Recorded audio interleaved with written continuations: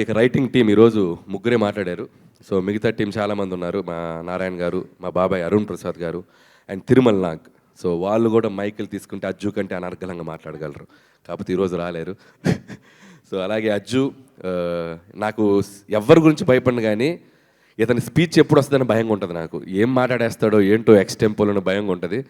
Thanks Ajju. ఎందుకంటే ఈ writers అందరినీ నేను పెట్టినంత టార్చర్ ఎవరూ పెట్టరు. నేను ఒక వెర్షన్ అనుకుంటా, ఆ వెర్షన్ వచ్చాక దాదాపు ఎవరన్నా డైలాగ్ వెర్షన్ ఒకటి రాస్తారు. నా సినిమాకి 66 వెర్షన్లు ఉంటాయి. ఈ రోజు రాసింది ఓకే అంటాను, నెక్స్ట్ రోజుకి వచ్చి ఇది కాదు ఇంకోటి అంటాను, ఇది కాదని సినిమా రిలీజ్ అయ్యే వరకు 36 వెర్షన్లు రాపిస్తూనే ఉంటాను చాలా ఓపిక్గా. ఎన్ని వెర్షన్లు అయినా రాసుకుంటూ వచ్చి ఆ ఫైనల్ మళ్ళీ మిక్సింగ్ ఉంటుంది. నా వెర్షన్ వీళ్ళ వెర్షన్ అన్నీ కలిపి ఒక మిక్సీ చేసి చేస్తాం. ఆ వెర్షన్ అబ్బో అదొక పెద్ద నాతో రైటర్స్గా పనిచేసే వాళ్ళకి తెలుసు అది ఎంత టఫ్ ప్రాసెస్.